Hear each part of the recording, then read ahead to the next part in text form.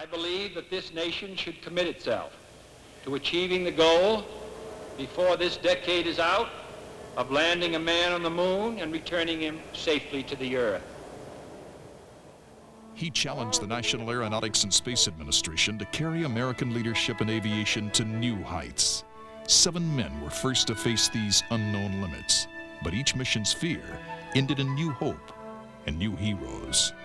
Man walked on the moon in less than a decade, and the world cheered. The lunar samples opened Earth's history. The Spirit opened our hearts. America's space program was really the world's space program, sharing technologies, inviting teamwork, and exploring further into man's existence. Medicine, science, engineering, weather tracking, the gains America has made in space save lives throughout the world.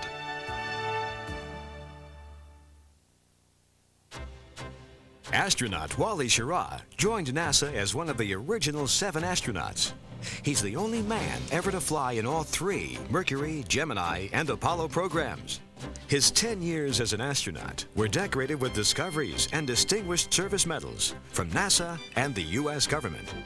Wally Schirra embodies the proud history of America's space program, from the earliest spacesuits of Mercury missions to the technology freeing man to walk in outer space. Hi, I'm Wally Schirra.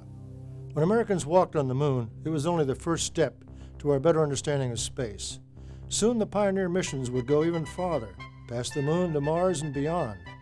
The film you're about to see is the story and discoveries of Pioneer 10 mission to Jupiter. The largest planet in our solar system, larger than all the other planets combined, is a volatile giant of storms and gases. 10 moons are captivated by its enormous gravity, so strong an average person would weigh about 500 pounds there. You'll see fantastic photos of Mars and Jupiter, but you'll also learn about the asteroid belt and the missions to outer planets. Pioneer 10 travels at over 1 million miles a day. It took 2 years to get to Jupiter. Today, Pioneer 10 is still going, traveling outside our solar system and moving through space. You'll see the special message scientists sent with Pioneer 10 in case the spacecraft encounters extraterrestrials. The Jupiter Odyssey.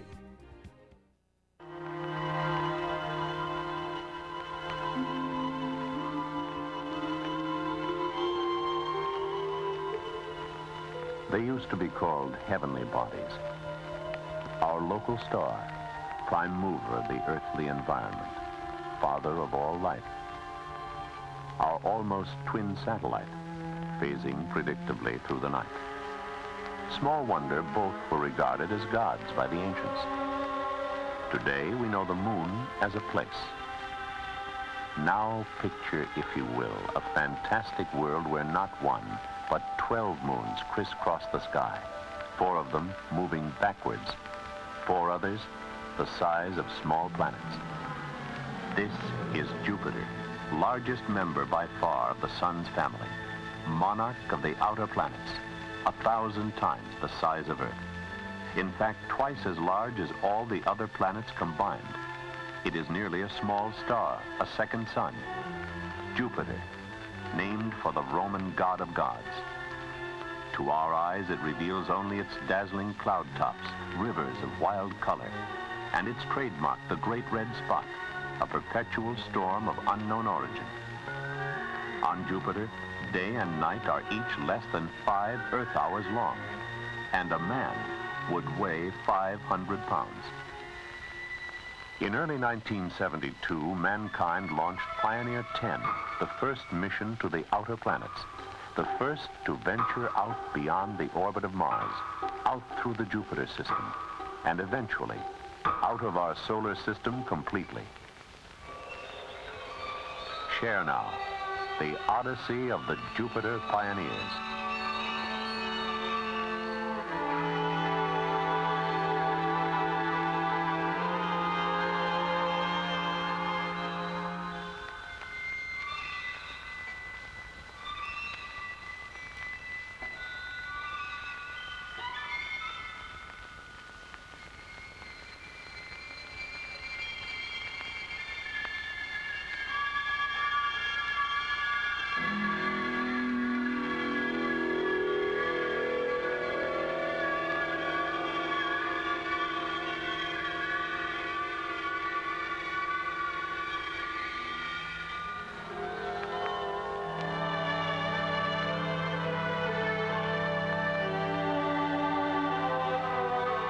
The planets of our solar system come in two varieties. The inner four, including Earth, are heavy, rocky cinders. Where the fifth should be, there's only a band of debris, the asteroid belt. Beyond ride the enormous outer four, the mysterious gas giants. Astronomers have studied them since the time of Galileo. It was he who discovered Jupiter's 4 large moons with his newly perfected telescope. Beautiful ringed Saturn. In 1979, Pioneer 11 will make mankind's first visit to Saturn. If it survives the rigorous journey of 6 years in time, nearly 2 billion miles in distance. Third of the gas giants, Uranus, rotating on its side, it circles the sun like a fallen gyroscope. And finally, Neptune. One of Neptune's moons, and one moon belonging to Uranus, were discovered by this modern Galileo, the late Dr. Gerard Kuiper of the University of Arizona. His backyard in Tucson has flowers, a swimming pool, and a private observatory. Here at Catalina Peak, his studies have produced some of the most outstanding color photographs ever made of Jupiter from the Earth's surface. This is sort of a typical photograph which shows the red spot of the planet, which is the most prominent feature. This black spot here is the satellite shadow, is the satellite Io, which is the nearest of the 4 large satellites of the planet. The satellite itself is here and doesn't show very well contrasted to the planet itself. Now, the first thing you see is, first, of course, that the disk of the planet is elliptical. That is because of its rapid rotation, which is roughly 10 hours. The period is roughly 10 hours. The diameter of this planet is about 10 times the diameter of the Earth, so it is a gigantic planet. The total mass is not, however, 1,000 times. The volume is 1,000 times, but the mass is only about 300 times that of the Earth. So the mean density of this planet is somewhat like the Sun, and that is because it is largely composed of hydrogen. So the composition of this planet is very, very different from the Earth, and very similar, in fact, to the Sun, except the temperature, of course, is much lower than the Sun. And because the temperature is low, you get a chemistry here, which is totally different from the Sun. So you have all these interesting colors here, and what we have been doing in recent years is to try to understand both the motions of all these clouds and their composition.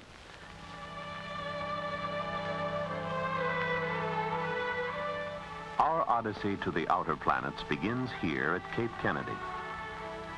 A good omen under a mock Jupiter sunrise. The ungainly, pregnant guppy delivers a special cargo.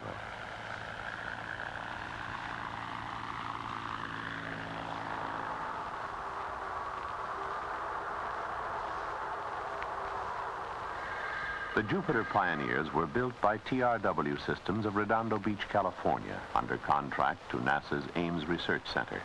The project involved some 25 million man-hours of meticulous work by the government, industry, university pioneer team.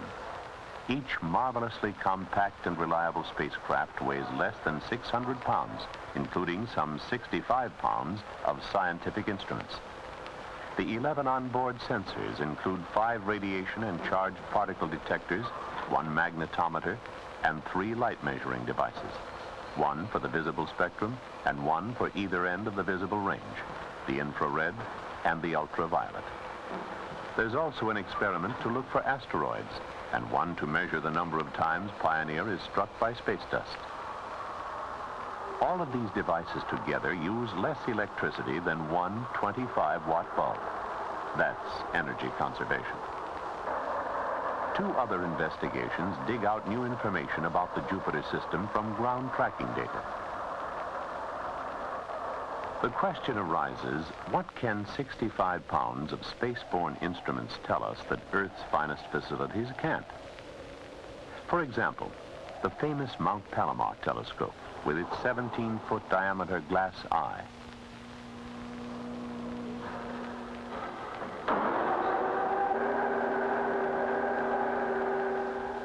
A scientist who uses both Pioneer and Palomar is Dr. Guido Munch of Caltech. We have used the 200-inch telescope extensively for planetary observations. This is the largest operating telescope that has ever been built. With this telescope, the planet Jupiter appears of the size of a 50-cent piece. The Pioneer infrared experiment will provide a map of the heat emitted by the planet with a 3-inch telescope.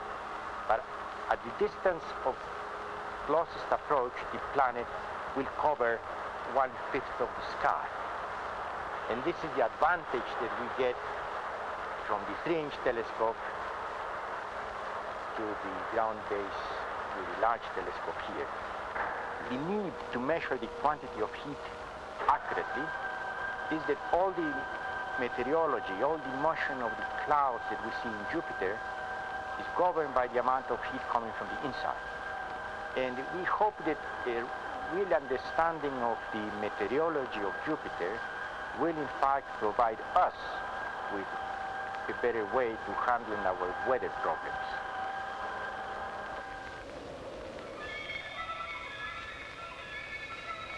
The second day of March 1972, Pioneer 10 waits for launch atop a new 3-stage version of the Atlas Centaur rocket.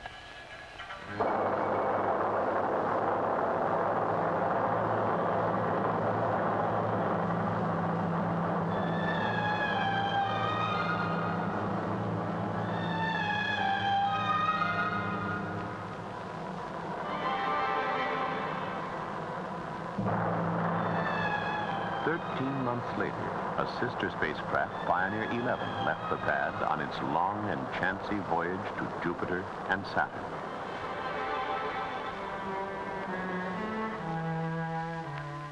It's not easy to break out of the solar system. It requires enough speed to defeat the sun's gravity as well as Earth's gravity.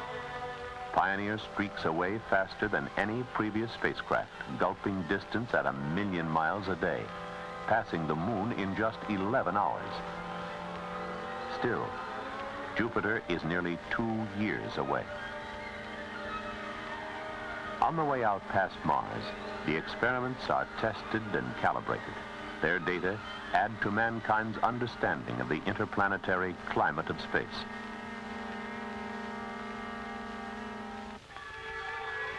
The asteroid belt, as some had imagined it. Before Pioneer 10, it was pictured as a region where great boulders grind together, creating a 40,000-mile-per-hour sandstorm. If so, it might have represented a perpetual barrier to outer planet flights. In fact, the pioneers found very little space dust in the asteroid belt. True, there are several thousand asteroids, some as big as Texas, but they should offer no menace to navigation. Pioneer gets its electricity from small onboard atomic heat sources. At 500 million miles, the sun is too weak to power solar cells. The spacecraft spins 5 times a minute for stabilization. On ground command, small thrusters fire to maintain the spin rate and to keep the large dish antenna precisely pointed at the receding Earth. This radio link is a two-way street. A constant stream of information flows back about the health of the Pioneer and its scientific observations. NASA's Deep Space Network tracks the mission. So sensitive are these ears that they will hear Pioneer out to nearly 2 billion miles and lose contact late in 1979. Pioneer is managed and controlled from Ames Research Center located at Mountain View, California, near San Francisco. The Nerve Center is in this building. Pioneer Project Manager Charles F. Hall. We're in the mission control area for Pioneer 10, and behind us is the mission control room. Now, right now, they're preparing to send quite a few commands up to the spacecraft, merely to change the attitude of one of the instruments, the operating mode, so that we can look on Jupiter. The interesting feature here is that the round-trip light time, the time to get a message from here up to the spacecraft, and then to get a return answer, is 1.5 hours. So our people in there have to be used to this hour and a half delay when they start planning the mission. Commander Arcan. Sure, Captain. We just received the stat clear message. Roger. Arcan Commando, verify command stack loaded. Block message number 9. First command, IP Whiskey 2, time 141032.8. Roger, copy. We're enabling message staff this time. The Pioneers are run by men who send commands from Earth, not by automatic systems on board. This cuts complexity and costs. During encounter, it's busy here. For example, to command just the electronic camera that makes pictures of Jupiter, Pioneer Control transmits some 15,000 commands in just 2 months. In response to these commands, the camera scans Jupiter's turbulent cloud tops as Pioneer spins toward encounter. Because the spacecraft is moving at up to 80,000 miles per hour, and because Jupiter is rotating at 22,000 miles per hour, the scans do not immediately form a pretty picture. They must be decoded and corrected for distortion.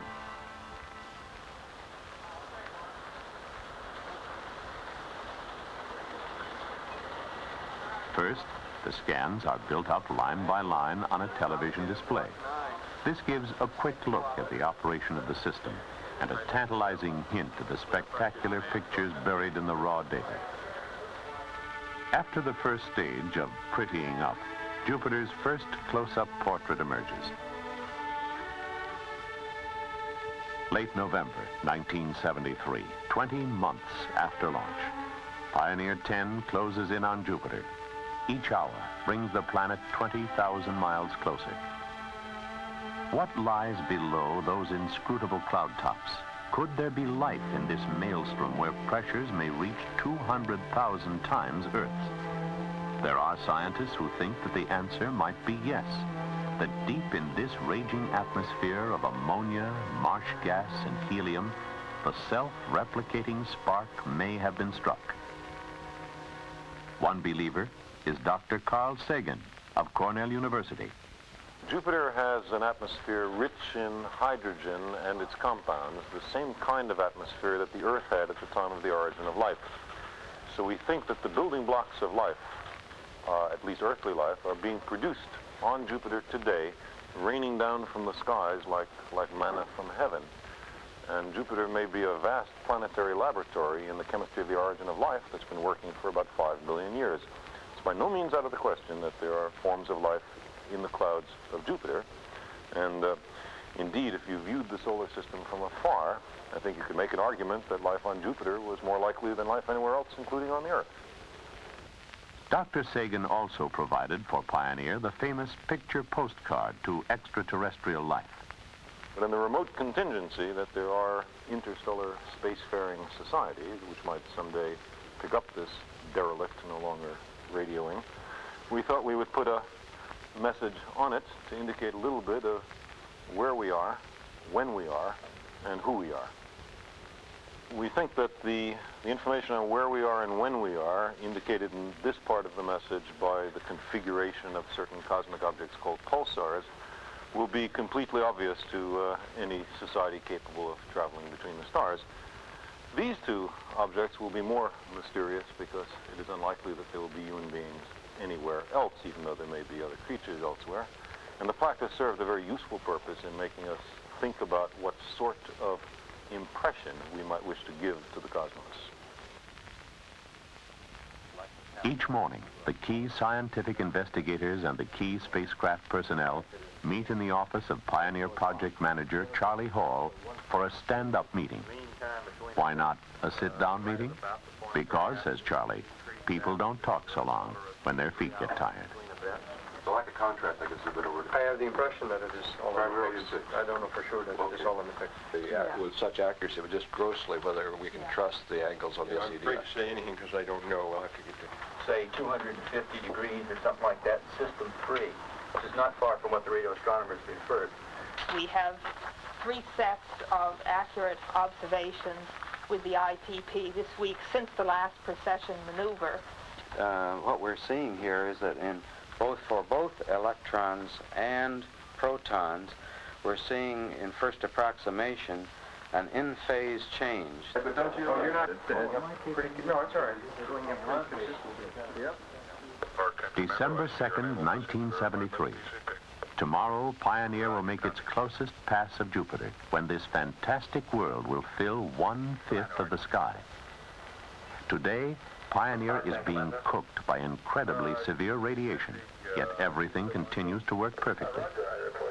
This spectacular picture shows the shadow of the satellite Io, just as Dr. Kuiper's ground-based photo did. But from this distance, new details in the cloud bands become evident. Huge coiling storm areas larger than the Earth. Since launch, Pioneer has been slowing down. Now the pull of Jupiter's gravity speeds it up to a fantastic 82,000 miles per hour. In effect, this crack-the-whip left turn gives Pioneer another rocket stage to fling it out of the solar system. Unexpectedly, the space dust count soars, 100 times as many hits. Jupiter's gravity may act as a cosmic vacuum cleaner. December 3rd. Pioneer sweeps to within 81,000 miles of the cloud tops. Now things happen fast. 15 minutes after closest approach, the spacecraft is targeted to pass out of Earth's sight behind the orange moon Io for a critical 2 minutes. This ultra-precise maneuver will use radio effects to reveal new information about Io, if the signal can be picked up again on the other side, and if Pioneer will obey commands again. Back at Mission Control, there's a maternity hospital atmosphere. They won't know what happened in space until 45 minutes later. The speed of light is much too slow for the anxious parents.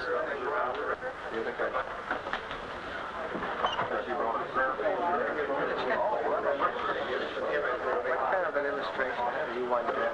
What kind of readout? Future mission. We have observed the planet in the infrared. We've observed the planet in the ultraviolet. We require the actual probing of the atmosphere. What did go behind you? Oh, we lost it? No, yeah, we went out of lock and we were less than 1 second from plan. And you're back. You're not back on. No. Oh, it says that's an extra projector. I'll give you the time in a second. Oh, we missed the EO occupation by 1 second, and I was just sort of kidding him or telling him that you have to go through the ecliptic at the right time. When the EO goes in front of you, we're 3 Jupiter radii away, EO 6 Jupiter radii. You got to get all this thing lined up, and we missed it by a second. Next time we'll do better. An hour later, Pioneer passes out of sight of both Earth and Sun, this time behind Jupiter. The spacecraft is collecting its worst radiation exposure now. Tension is even greater this time. And so is the relief. Very good. We came out just a little bit later than we expected to, about 40 seconds later than we expected to, but everything worked fine. We went in about 14 seconds later. All the instruments are operating just like they were when they went in. Came out exactly the same way. We're very pleased. Gee, you're late again. It's pretty good for government work, don't you? Makes it all worthwhile. It's after 10 years of having to put up with all these people, the 14 hours a day, it's all worthwhile.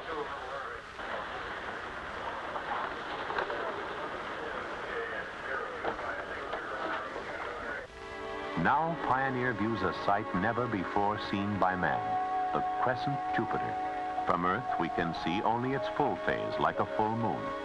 These lighting angles give scientists new information. On the television system, the images rapidly become smaller.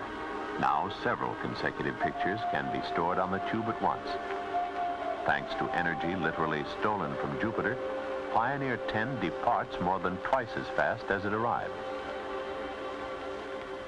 Early this morning, Now the world wants to know, what have we learned? The scientists readily admit to newsmen that for each question answered, 100 new ones have been raised. 2 different phenomena going on. Project scientist Dr. John Wolfe reports. Approximately 44 Jovian radii. We had the indication of very strange plasma distribution. We're taking back with us to our laboratories data which essentially are puzzling to us and will take a long time to work out. Some points are clear. Now The whole Jupiter system is heavier than we thought, by about the weight of 2 Earth moons. our most important finding to date Io has a thin atmosphere. Thus, Jupiter's 4 large moons probably all have atmospheres. Seeing relatively abrupt decreases in the field magnitude to much lower values. A compass on Jupiter would point to the South Pole instead of the North Pole. Through the magnetosphere. The infrared experiment successfully mapped Jupiter's heat in fine detail. The planet gives off more than twice as much heat as it receives from the sun. Why? Possibly its enormous gravity makes it contract like a slow-motion star. The white belts are cooler, and therefore higher bands of clouds stretched around basically darker-colored material below. Also, the night side and the day side appear the same temperature. Discoveries like these flash out to the world. To experimenters, some of the most interesting findings concern Jupiter's radiation belts and magnetic field. Pioneer first broke into the magnetic field an incredible 4 million miles in front of the planet. Because of the pressure of the solar wind, this field streams out much farther behind Jupiter. Closer in, Pioneer indicates that Jupiter's intense radiation belts wobble up and down around a magnetic center some 10,000 miles from the center of the planet. In brief, Jupiter is much different from Earth and much more complex than researchers imagined. However, Pioneer proved that a spacecraft could survive the radiation. After encounter, the data tapes for the imaging experiment go to the University of Arizona for computer enhancement. In a meticulous process, millions of data points are juggled up and down the scale. And what emerges is a portrait of Jupiter to challenge the most imaginative artist.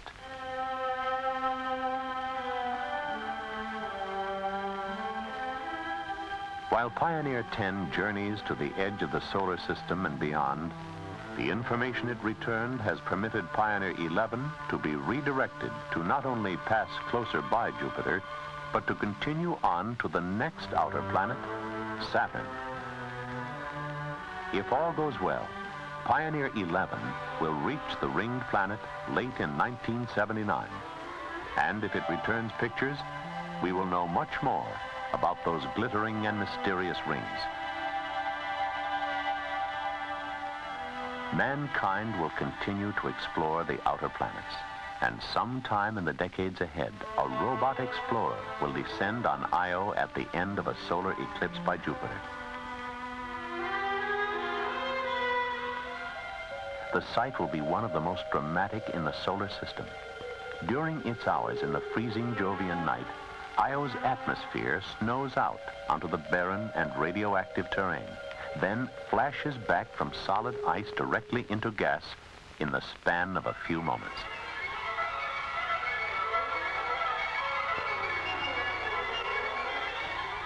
The domain of the outer planets is majestic beyond comprehension. The pioneers, first to brave this land of giants, first to fly forever among the lonely and endless stars of our galaxy, carry mankind's message. We're on our way.